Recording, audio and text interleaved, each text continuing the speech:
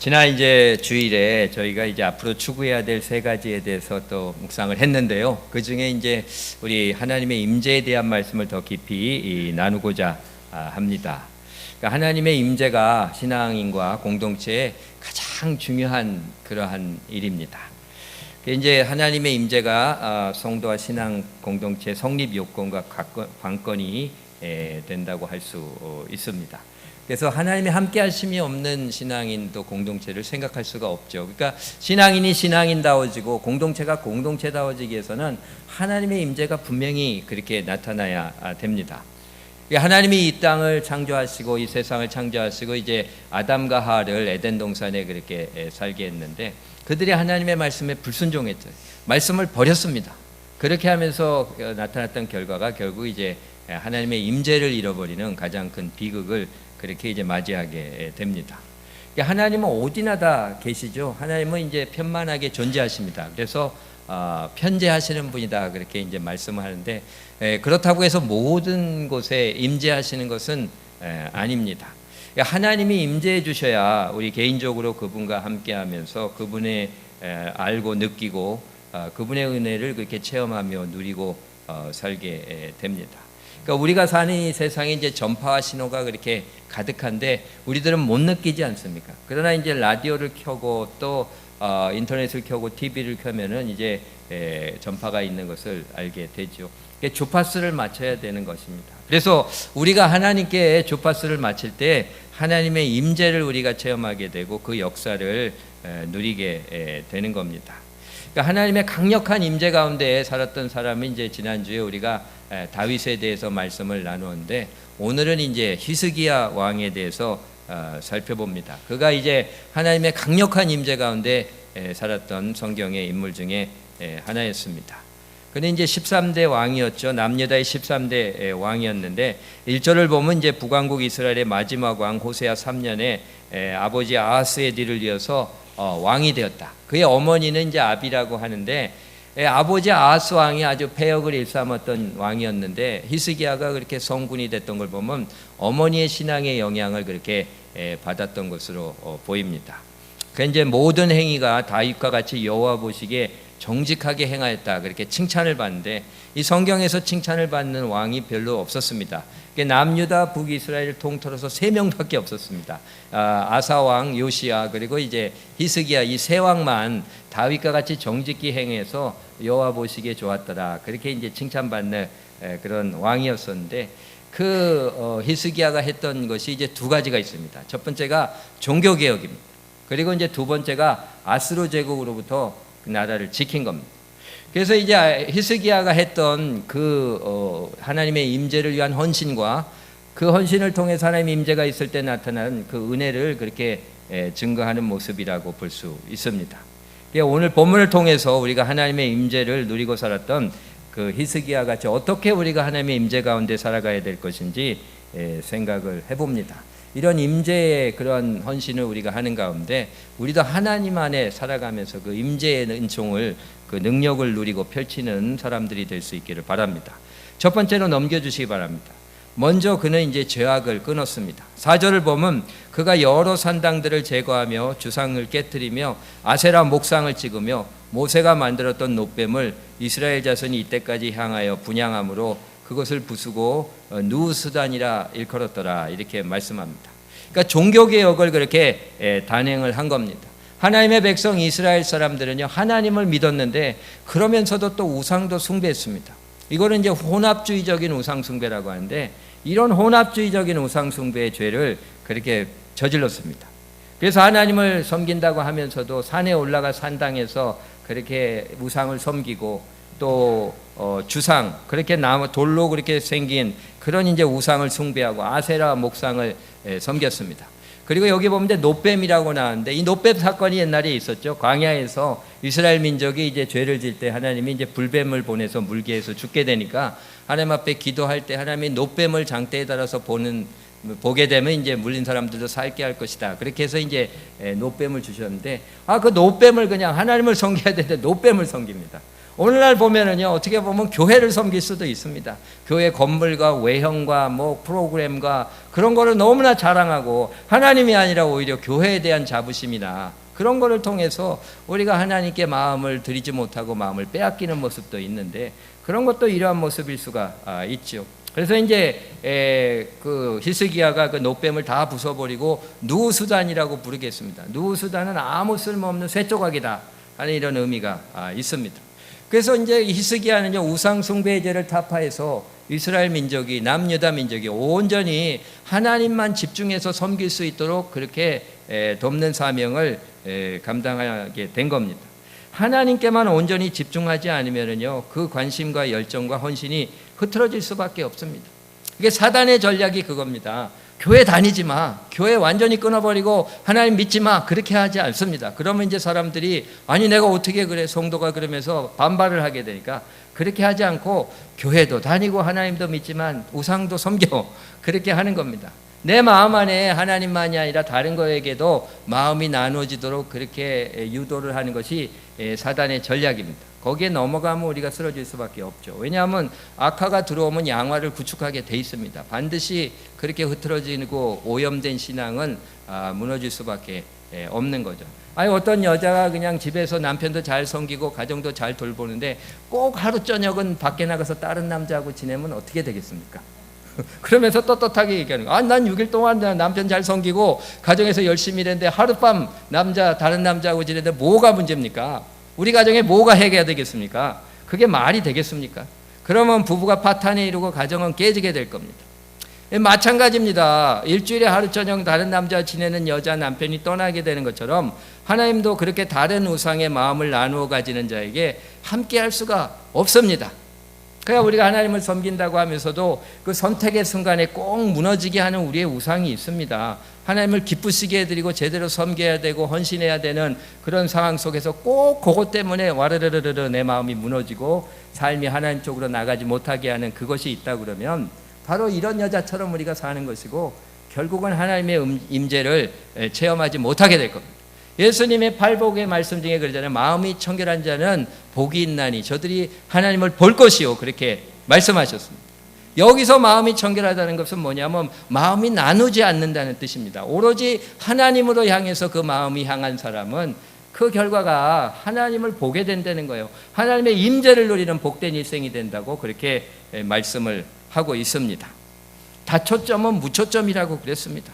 여기저기 기웃거리고 하나님도 섬기고 이것도 좋아하고 저기 또 마음 쓰고 그렇게 하다 보면 아무것도 그렇게 얻지 못합니다. 하나님의 임재를 누리지 못합니다. 그러니까 기도도 안 되고요, 말씀을 읽고 들어도 말씀이 들어오지 않습니다.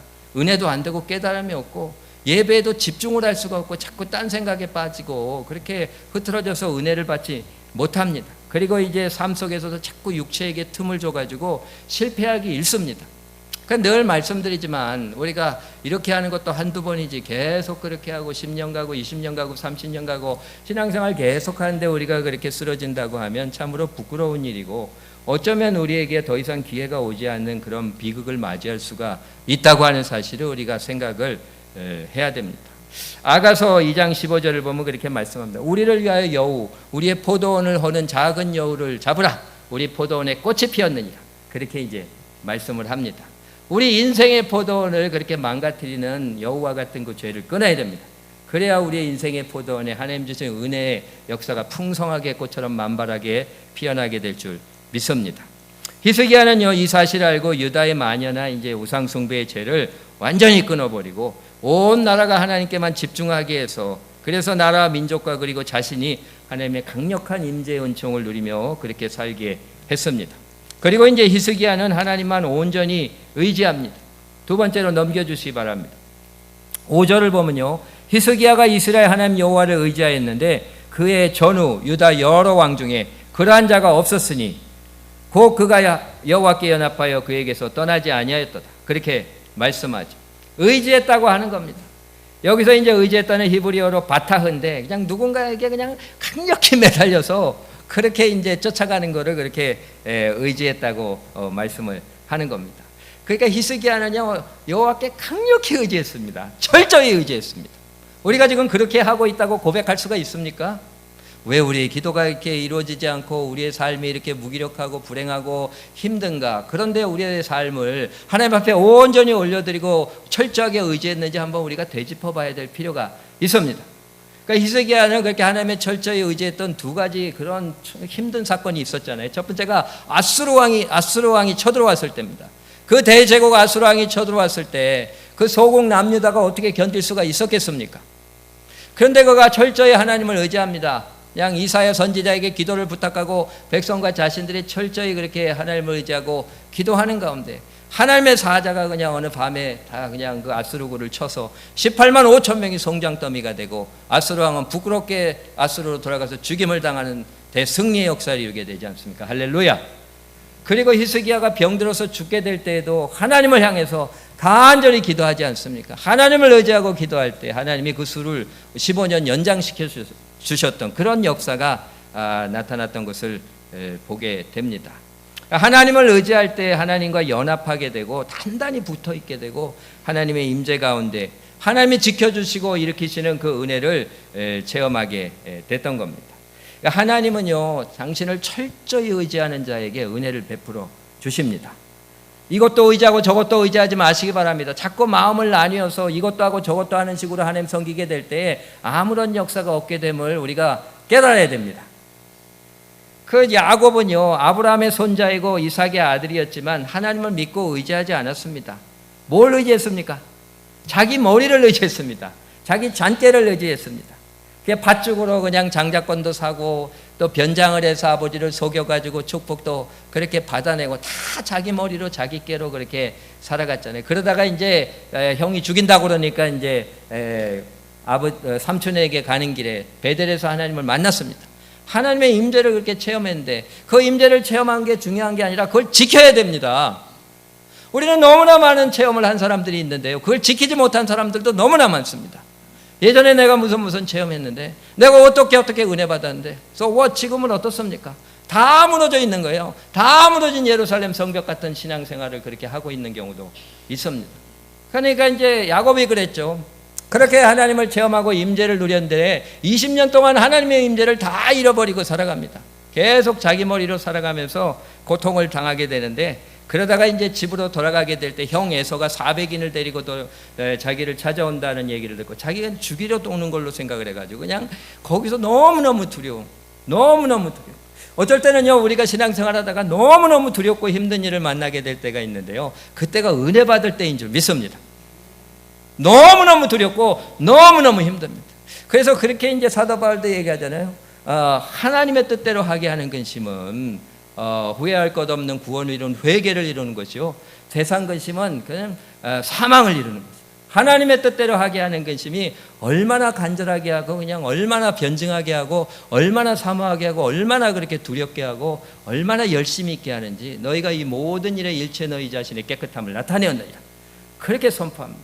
그러니까 하나님의 뜻 가운데 임하게 되는 그 두려움이 있습니다. 그냥 엄청난 폭풍 같은 도저히 견딜 수가 없는 그런 두려움이 있게 될 때에 이제 하나님의 뜻대로 하게 되는 회개를 하면서 하나님 앞에 나갈 때 큰 은혜가 펼쳐지는 경우가 많이 있죠. 우리가 그럴 때 더욱더 주님 앞에 그렇게 나가야 됩니다.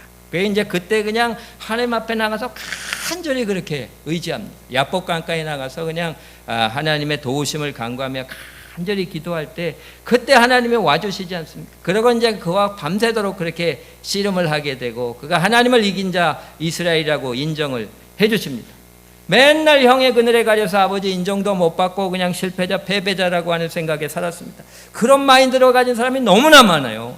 그래가지고 어디 가서 조금만 인정을 못 받으면 막 화냅니다. 왜냐하면 자기가 인정 못 받아서 살았기 때문에. 인정 갈증에 사는 그런 사람들이 너무나 불행하게 사는 사람들이 많아요. 그런 사람들은 그냥 자기를 다 나타내려고 하거나 그런 욕구가 만족되지 않을 때 분노합니다. 이게 바로 야곱이 핵심하기 전에 그런 모습이었어요. 난 이제 형한테 맨날 그냥 뒷공무니만 쫓아다니고 이인자고 사랑도 못 받고 인정도 못 받아. 그러니까 어떻게 해서든지 자기의 힘을 써가지고 그렇게 그 인정을 받고 승리하려고 그렇게 했는데 못하는데 그냥 이 야복 강가에서 하나님을 붙잡고 철야기도 하며 그렇게 하는 가운데 하나님의 강력한 임재 속에 들어가면서 하나님을 이긴 자라고 하는 인정을 그렇게 받게 됩니다. 인생의 패배자 마인드의 고통을 치유해 줍니다. 그리고 이제 형과 화해하는 은총도 베풀어 주십니다. 그러니까 하나님을 철저히 의지하는 자에게 하나님이 함께해 주십니다. 하나님의 임재 가운데 들어가게 되고 치유와 회복이 일어나게 되고 승리를 누리며 영광의 자리에 하나님이 세워주시는 줄 믿습니다. 그리고 히스기야는요 말씀에 순종했습니다. 6절을 보면요 이제 세 번째로 넘겨주십시오. 곧 그가 여호와께 연합하여 떠나지 아니하였고 여호와께서 모세에게 명하신 계명을 지켰더라. 그렇게 말씀합니다. 모세에게 명하신 계명이 말씀이잖아요. 그러니까 하나님께서 임재해 주시는 키포인트가 바로 하나님의 말씀에 순종하는 겁니다. 순종하지 아니하면 하나님과의 결별이 일어납니다.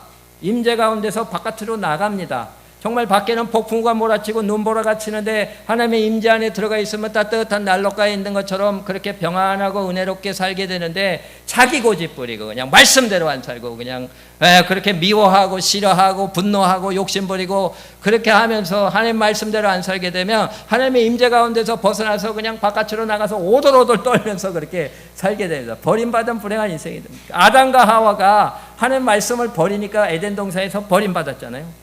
그리고 성경에서 대표적으로 버림받고 하나님의 임재에서 멀어지게 된 사람이 사울 왕입니다. 하나님 말을 듣지를 않고 그냥 불순종하니까 그렇게 사무엘을 통해서 선포하지 않습니까? 순종이 제사보다 낫고 듣는 것이 수장의 기름보다 나으니 완고한 것은 점치는 죄와 같고 거역하는 것은 사신우상에 절하는 죄와 같음이니이다. 왕이 여호와의 말씀을 버렸으니 여호와께서도 왕을 버려 왕이 되지 못하게 하셨나이다. 결국은 말씀을 버리니까 그렇게 하나님께 버림받게 되는 임재를 잃어버리는 가장 큰 비극을 그렇게 당하게 되는 겁니다.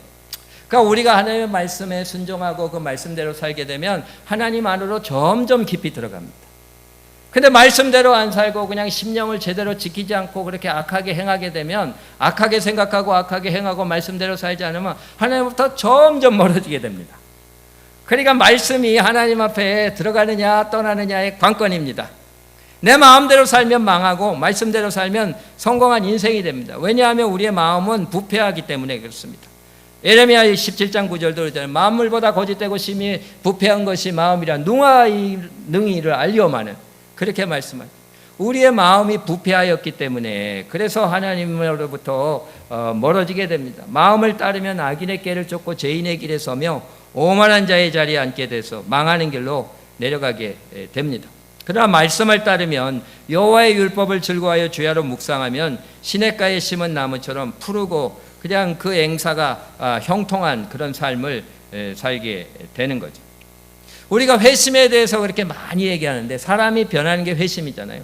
근데 회심했다고 어떤 사람 막 울고 그냥 뭐 감정적으로 그냥 그렇게 행하고 말과 행동에 그냥 뭐 크게 변한 것처럼 그렇게 그냥 떠들썩스럽게 보여주는 경우가 있는데 그게 진짜 회심일까요? 그게 회심의 열매일 수도 있습니다. 그런데 진정한 회심의 포인트는 하나님의 말씀대로 안 살던 사람이 하나님의 말씀대로 살기 시작하는 게 회심인 줄 믿습니다. 육체에 따라 내 마음대로 살던 그 죄를 회개하고 온전히 주님만 의지하고 주님의 말씀대로 살게 되는 것이 회심이고 그렇게 할 때에 하나님의 임재가 있고 진정으로 형통한 삶을 살 수가 있습니다. 7절을 보면 여호와께서 그와 함께 하심에 그가 어디로 가든지 형통하였더라. 할렐루야. 시편 128편도 보면 여호와를 경외하며 그 길을 걷는 자마다 복이 있도다. 내가 내 손이 수고한 대로 먹을 것이요 내가 복되고 형통하리로다. 그렇게 선포하잖아요. 그러니까 성경적인 형통은 전인적인 그런 형통으로 봐야 되죠.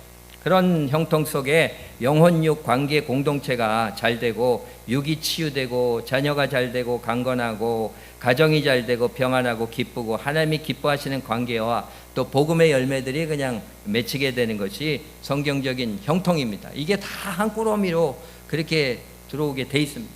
우리가 죄를 짓기 시작하면요 그게 도미노 현상이 일어나서 지금 잘 되는 것 같아도 하나 무너지기 시작하면 그 죄로부터 시작해가지고 다 무너지게 그렇게 돼 있습니다. 요 근래에 이제 보면 재밌는 기사가 있지 않았습니까? 미국의 그런 IT 기업의 그 CEO였는데 그렇게 콘서트장에 갔다가 그냥 사진이 그렇게 찍혀가지고 불륜이 그렇게 붙잡혀가지고 그렇게 죄를 짓고 안 잡힐 줄 알았고 그렇게 했는데 그렇게 죄를 지니까 다 무너지잖아요. 본인은 얼마나 그렇게 수치스럽습니까? 회사에서 잘리고 그 이제 부인한테 이혼당하게 되고 자녀들이 그렇게 안 받아들인대. 자녀들이 창피해가지고 자녀도 잃어버리고 그냥 하나둘씩 그렇게 다 무너지는 그런 인생이 되죠. 근데 하나님의 임재 속에 들어가게 되면 우리가 하나하나 회복돼서 전인적으로 다 회복됩니다. 그런 은총의 역사가 우리에게 있습니다. 우리가 잘 알고 있는 5만 번의 기도 응답을 받은 조지 뮬러는요, 많은 교화들을 길러서 고아들의 아버지라고 그렇게 불리고 있습니다. 독일 사람인데 이제 영국 브리스톨에 가가지고 고아원을 설립해서 그 고아들을 그렇게 키웠는데, 그 고아를 키우고 기도를 많이 해서 응답받은 걸로 유명한데, 그 사람이 더 특별한 거는 성경 말씀과 복음 전파의 사람이었습니다. 고아들을 기르며 기도를 열심히 했는데 그 사람의 중심에는 말씀이 있었고, 그리고 복음을 전하는데 열심히 있었습니다. 그가 이제 130만 파운드의 그 후원을 기도를 통해 받았는데, 지금으로 따지면 110억 원의 돈이 해당한다고 합니다. 그걸 통해서 좀 1만 명의 고아들을 돌보고 117개의 학교를 설립해서 12만 명 이상에게 기독교 교육을 제공하고 약 28만 권의 성경과 또 140만 권 이상의 신약 전서를 그렇게 배포하는 일을 했다고 합니다. 근데 개인적으로는요, 200번 이상 성경을 통독하고 100번은 무릎으로 통독했다고 그렇게 말씀합니다. 조지 밀러는 나에게 있어서 가장 중요한 일을 하나 알고 있다. 그것은 나 자신에게 하나님의 말씀을 읽어주고 그것을 묵상하는 일이다.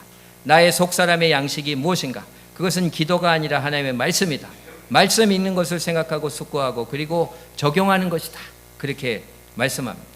사실 조지 밀러는 굉장히 방황하고 비행을 저질렀던 사람입니다. 그래서 청소년기에 그냥 도둑질을 그렇게 잘하고, 그건 참 거짓말을 하고 음주에 빠져가지고 감옥에 가기도 했는데요.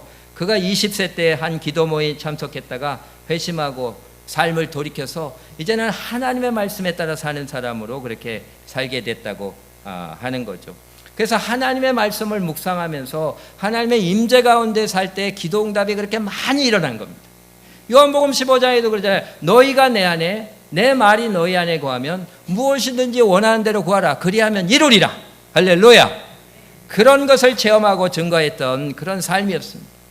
그래서 이제 조지 밀러는 자신의 삶에 대해서 저는 평생 평판과 선택, 좋은 것과 싫은 것, 원망 등에 대해 제가 죽었다고 생각했습니다. 또한 이 세상의 칭찬과 비난에 대해서도 죽었습니다. 제가 두려워했던 것은 하나님의 책망이었고 원했던 것은 하나님의 칭찬이었습니다. 그러자 저도 모르게 제 인생이 달라졌습니다.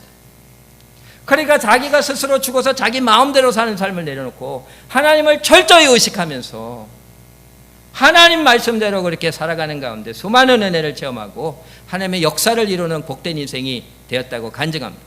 조지 밀러는요, 놀랍게도 70세가 되던 1875년까지 고아원을 하고요, 그 이후에는 전 세계를 다니면서 복음 전하는 일에 헌신합니다. 19세기에 그런 삶을 살았습니다. 70세부터 87살까지 전 세계 42개국을 순회하면서 20만 마일을 그렇게 다니면서 복음을 전하다가 1898년 93세의 나이에 평안하게 그렇게 하나님의 품에 안겼다고 그렇게 말씀합니다. 이런 삶이 참으로 아름다운 삶입니다. 이게 능력과 노력으로 된 삶이 아니라 하나님이 임재해 주셨기 때문에 가능한 삶이었습니다. 죄를 끊었고요, 온전히 하나님을 의지하고 그분의 말씀을 아멘 아멘 하고 받으며 읽고 묵상하고 순종하며 살 때에 하나님의 임재 가운데 살아가면서 이러한 능력을 그렇게 증거하고 누리고 하나님께 영광을 돌렸던 그런 인생이었습니다. 우리도 좀 이런 삶을 살게 되기를 바랍니다. 이런 삶을 소망합니다. 아주 세 가지에 대해서 그렇게 말씀합니다. 히스기야 왕의 삶에서 아주 분명하게 보여지잖아요. 죄를 끊어야 됩니다. 죄를 가지고서 절대 하나님의 임재가 임할 수가 없습니다. 하나님을 철저히 의지하시기 바랍니다.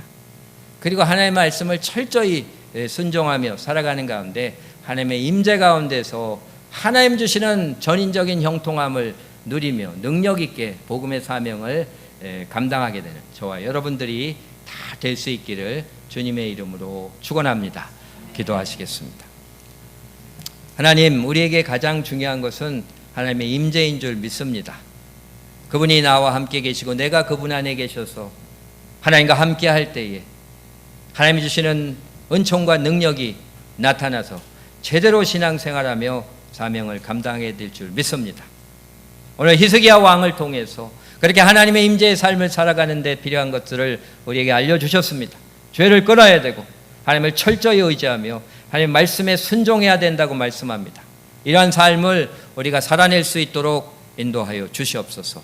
그래서 하나님의 임재 가운데 깊이 들어가서 하나님이 주시는 전인적인 형통의 삶을 마음껏 누리게 되고 우리가 가는 곳곳에 하나님의 은혜와 복음의 기운을 마음껏 발산하며 살아내는 인생들이 될 수 있도록 축복하여 주시옵소서.